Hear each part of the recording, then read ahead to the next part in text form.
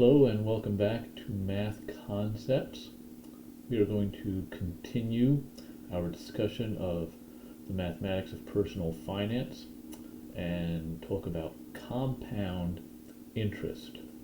In our last video, we were working with simple interest, and that's a situation where the interest is kind of tabulated all at once when the loan is due or whatever. But with compound interest, the situation is a little different.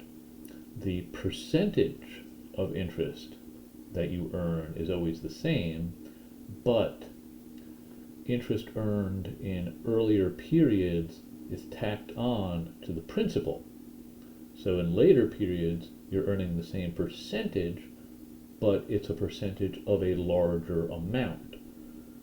So as time goes by, you actually earn more interest if your money is deposited into an account that pays compound interest.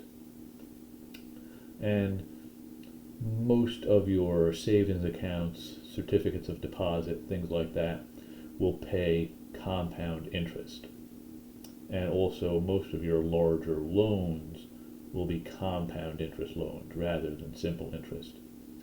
So let's switch over to the document camera and look at an example of compound interest. Alright, so after watching this video, I would expect you to understand and be able to use the compound interest formula. So let's get right into things with an example here. Let's imagine that we deposit $500 into an account that pays 12% interest compounded monthly. And the question we'll try to answer is how much will be in the account after 3 years. So what I'm going to do is I'm going to set up a little table, and in the left hand side I will put the number of months that have gone by, and on the right hand side I will put the balance. Okay, so month 0 corresponds to us opening the account. We don't get interest right away, we have to wait 1 month. That's what compounded monthly means. We get interest every month. Okay, now you don't get 12% interest each month. That's not how compound interest works. The interest each month, here's how they do that. That's your 12% yearly rate, and they divide that by 12 because there's 12 months in a year.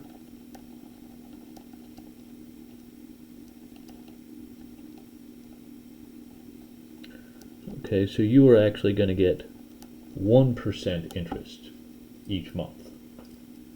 Alright, so you go to the bank, you deposit $500. You wait 1 month. They look into your account, they say, okay, how much is in there? 500 bucks? Tack on 1%. Now, 1% of 500 is of course $5. So your new balance is now $505. Okay, another month goes by. The bank says, all right, how much is in there? $505. Tack on 1% of that new amount. Now, 1% of 500 is, of course, 5. 1% of 505 is slightly more than 5. Indeed, if we want to use our calculator for this, right, we remember how to compute with percents. Okay, so what we do is we take 500 times our balance is 505 times 0.01, right? That's the decimal version of 1%. So 505 times 0.01, and it is $5.05. So in the second month, we add $5.05 to this amount. Okay, so notice, first month we earn $5. Next month we earn $5.05. Another month goes by. They say, look in the account. Okay, there's $510.05 in there right now. Take 1% of that. Okay, that's 1%. Now we're dealing with money, so we're going to round to the nearest penny. Okay, so it's $5.10. That gets tacked on to this.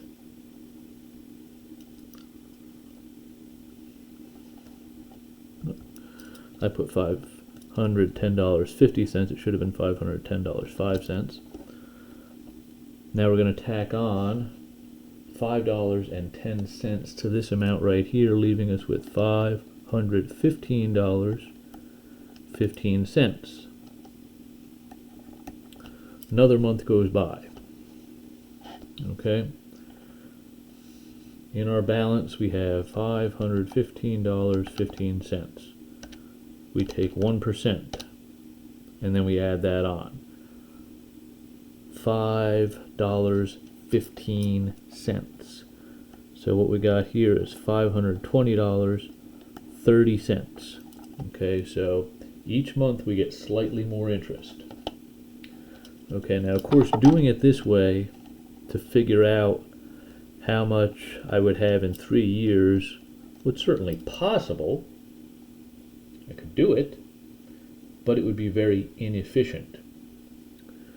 I'm going to show you a much shorter way to get the balance in any month, because 3 years corresponds to 36 months, and since we're getting interest every month, the balance is going to change every month, and it's going to change by a different amount every month.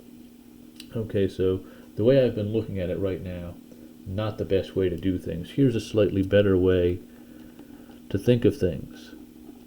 You had your $500 and you added 1%. Okay, so your balance after 1 month is 101% of the initial $500. Okay, after 2 months, your balance is 101% of this. Okay, so 500, 1.01 times 1.01. All right, now you probably remember there's a shortcut for writing expressions like this where you have the same number multiplied by itself over and over again. We can actually just use an exponent for that.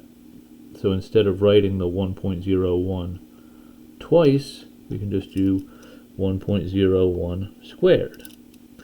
And this would be 500 times 1.01 power 3.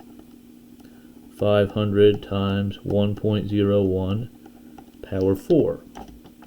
Alright, just to check, let me clear out my calculator. I'll do 500 times 1.01.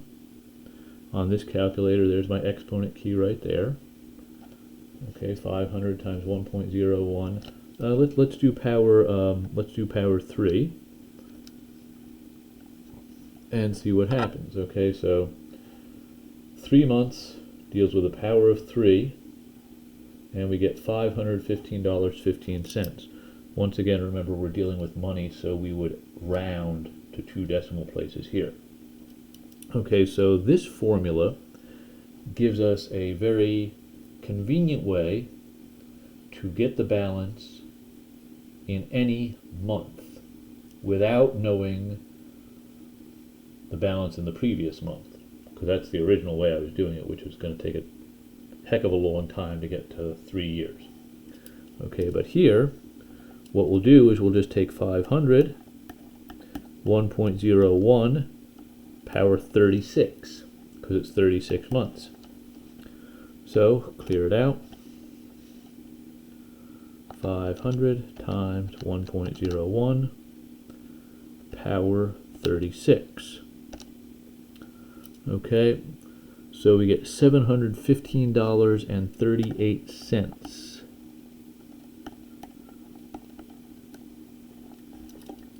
after 3 years. Okay, so here's the general scheme of what's going on. Okay, so for dealing with compound interest, P, that's your principal, your initial deposit. R, that's your rate. N,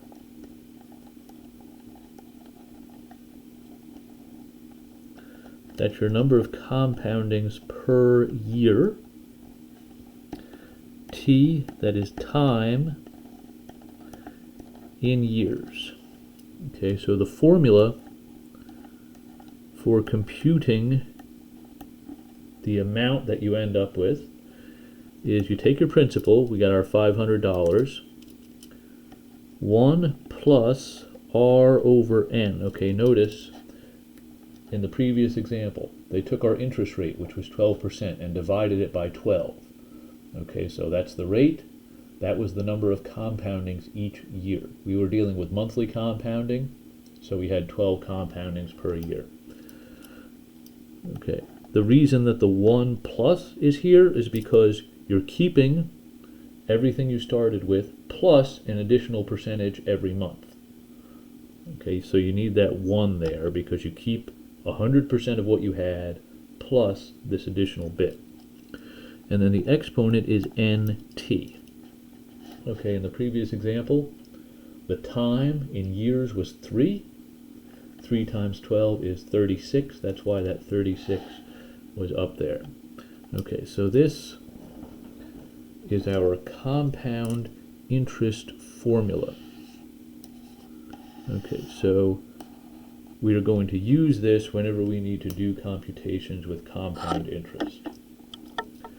Okay, let me just give you one more note here. Okay, some common compounding times. You could have interest that is compounded annually, and that'll be compounded once a year. Semi-annually, twice.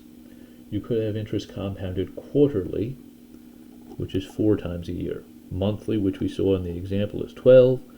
You could also have weekly, which is 52. You could even have interest compounded daily. Okay, and that would of course be 365.